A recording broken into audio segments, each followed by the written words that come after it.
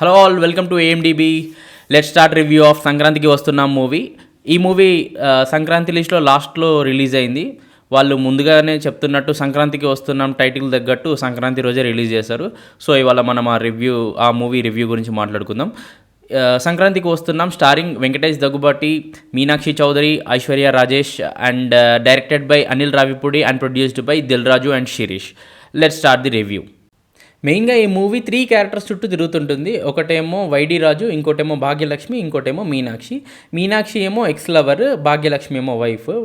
So వీళ్ళిద్దరి మధ్యలో YD రాజు ఎలాంటి సిచ్యువేషన్స్ ఫేస్ చేశాడు, దాన్ని ఎలా ఓవర్కమ్ అయ్యాడు, మెయిన్గా స్టోరీ అంతా దీని మీద రన్ అవుతుంటుంది. And wife and ex lover మధ్యలో జరిగే సిచ్యువేషన్స్ కామెడీ జనరేట్ చేయడానికి ట్రై చేశారు. బట్ అవంతా ఎక్కువ వర్కౌట్ అవ్వలేదు. Some parts it worked, mostly it didn't work for me. నాకైతే ఈ మూవీ పెద్దగా నచ్చలేదు, బట్ ఫ్యామిలీ ఆడియన్స్ చాలా ఎంజాయ్ చేస్తారు ఈ మూవీని. నేను ఈ మూవీ నిన్న 10 o'clock షోకి వెళ్ళాను ఒక మల్టీప్లెక్స్లో. మూవీ థియేటర్ ఎంటర్ అవ్వడమే నేను మూవీకి వెళ్తున్నట్టు అనిపించలేదు, ఏదో ఫంక్షన్కి వెళ్తున్నట్టు అనిపించింది. అందరూ పట్టుబట్టల్లో వచ్చారు విత్ ఫ్యామిలీ, చిల్డ్రన్, అంతా చాలా హడావిడిగా ఉండే థియేటర్ అంతా.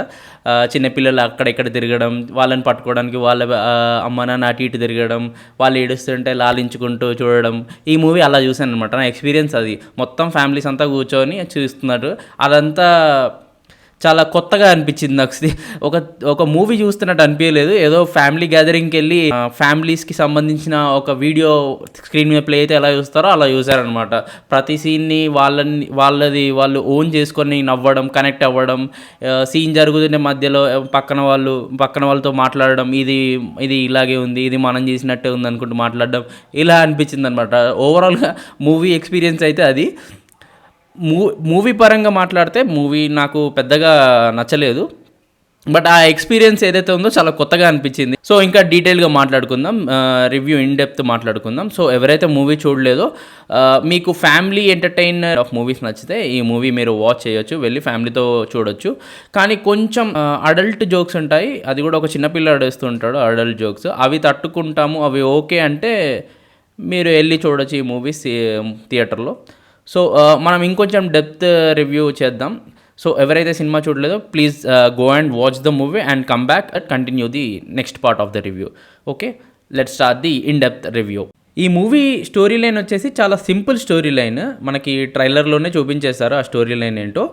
ఒక సీఈఓ వస్తాడు తెలంగాణ స్టేట్కి, ఇక్కడ కిడ్నాప్ అవుతాడు. కిడ్నాప్ అయిన సీఈఓని రిటర్న్ తీసుకొని రావాలి. ఆ ఆపరేషన్కి వెళ్ళే ఆఫీసర్సే మీనాక్షి చౌదరి అండ్ వెంకటేష్. సో ఈ ఆపరేషన్లో ఎవరెవరు వెళ్ళారు, వాళ్ళతోటి ఎందుకు వెళ్ళారు, అలా వెళ్ళాల్సిన పరిస్థితి ఎందుకు క్రియేట్ అయింది అనేది కంప్లీట్ స్టోరీ అనమాట. ఈ మూవీలో వెంకటేష్ గారు ప్లే చేసిన రోల్ పేరు వైడి రాజు అలియాస్ సిన్నరాజు. ఆయన ఒక సస్పెండెడ్ డీసీపీ రోల్ ప్లే చేశారు. మీనాక్షి చౌదరి ఏమో ఐపీఎస్ క్యారెక్టర్ రోల్ ప్లే చేసింది. ఆ క్యారెక్టర్ పేరు వచ్చేసి మీనాక్షి. తను మన వెంకటేష్ గారికి ఎక్స్ లవర్ కూడా. ఐశ్వర్య రాజేష్ క్యారెక్టర్ పేరు వచ్చేసి భాగ్యలక్ష్మి. తనేమో వెంకటేష్ గారికి వైఫ్ రోల్ ప్లే చేసింది. ఈ మూవీ మెయిన్ ఉద్దేశం వచ్చేసి ఎంటర్టైన్ చేయడం, అంటే నవ్వించడం ఆడియన్స్ని.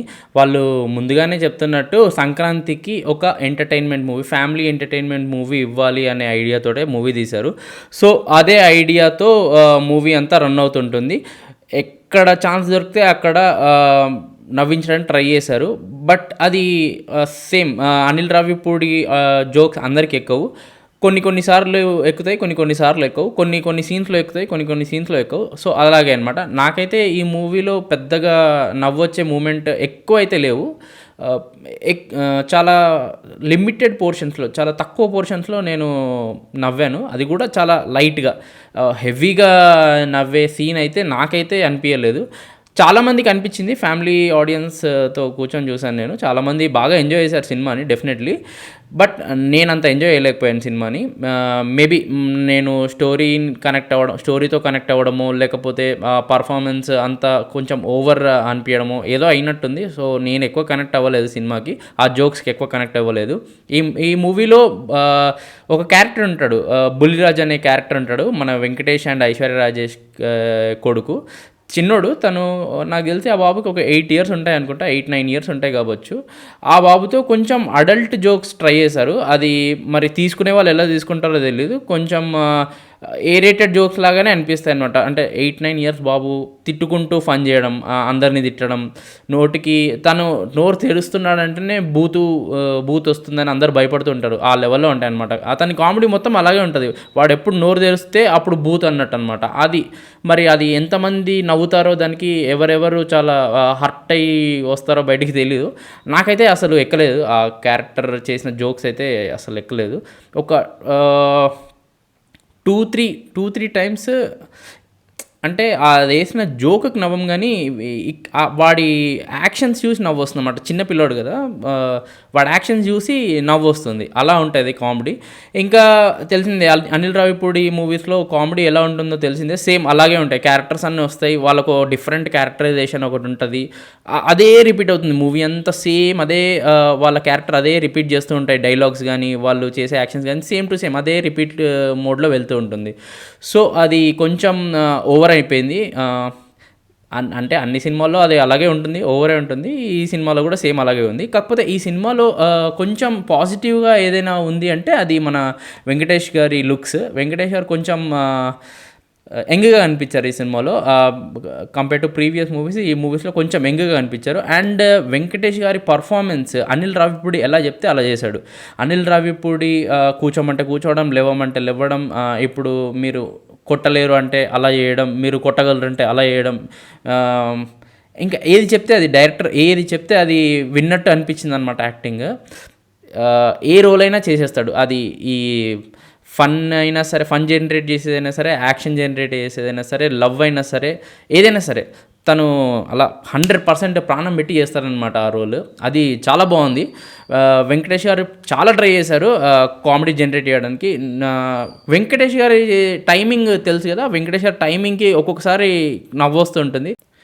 ఇంకా ఈ ఈ మూవీలో నాకు మెయిన్‌గా మైనస్ ఏమనిపించిందంటే మురళీధర్ గౌడ్ గారు. అంటే మన 'డీజే టిల్లులో' టిల్లు ఫాదర్ అంటారు కదా, ఆ రోల్ ప్లే చేసిన అతను ఈ రోల్‌లో వెంకటేష్‌కి మామ రోల్ ప్లే చేశారు. అంటే వెంకటేష్ ఈ ఈ మూవీలో తూర్పుగోదావరి జిల్లాలో రాజమండ్రి దగ్గర ఒక ఊర్లో ఉంటారనమాట. సో, వాళ్ళు రాజమండ్రి ఆ యాస మాట్లాడాలి కదా, కోనసీమ యాస మాట్లాడాలి కదా. ఆ యాస మాట్లాడే యాక్టర్‌ని తీసుకోకుండా మురళీధర్ గౌడ్ గారిని తీసుకొని ఆయనతో ఎందుకు చెప్పించారో అర్థం కాలేదు. ఆయన తెలంగాణ అయితే బాగా మాట్లాడారు. తెలంగాణ స్లాంగ్ అయితే బాగా పర్ఫెక్ట్‌గా మాట్లాడతారు. కాకపోతే ఆయన ఆంధ్ర స్లాంగ్ మాట్లాడి ఆ క్యారెక్టర్ చేయడం వల్ల ఏదో ఆర్టిఫిషియల్ ఫీలింగ్ వస్తుంది. అసలు అంటే సింక్ అవ్వదనమాట. ఆయన ఆయన ఆయన బాడీ లాంగ్వేజ్‌కి, ఆయన స్లాంగ్‌కి సింక్ అవ్వదు. నెక్స్ట్ ఇంకో క్యారెక్టర్ వచ్చేసి ఉపేంద్ర లిమాయే క్యారెక్టర్. ఈ క్యారెక్టర్ కూడా అసలు అవసరం లేదనిపించింది. చాలా ఓవర్‌గా ఉంది అండ్ చాలా ఆర్టిఫిషియల్‌గా ఉంది. ఉపేంద్ర లిమాయే మనకి 'యానిమల్' నుండి బాగా ఫేమస్ అయ్యాడు. 'యానిమల్‌లో గన్ డీలర్‌గా చేశాడు కదా, పొట్టిగా ఉంటాడు. ఆయన అనమాట. ఆయన ఈ మూవీలో జైలర్ క్యారెక్టర్ చేశారు. చెంచల్గూడకి జైలర్ క్యారెక్టర్ చేశాడు. ఆయన కూడా చాలా ట్రై చేశాడు కామెడీ జనరేట్ చేయడానికి. కానీ మనకి ఎక్కడ నవ్వు రాదు. అంతా చాలా కావాలని చెప్పేసి డైలాగ్ డెలివరీ అయినట్టు, కావాలని అక్కడ ఆయన యాక్టింగ్ చేస్తున్నట్టు ఫోర్స్‌ఫుల్‌గా ఉంటుంది కామెడీ అంతా అది. సో, ఫైనల్‌గా అనిల్ రావిపూడి మూవీస్ అందరికీ నచ్చవు.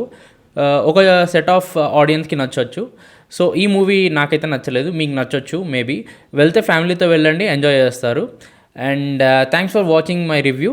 Please like, share, subscribe to AMDB. Thanks for watching my review. Bye bye.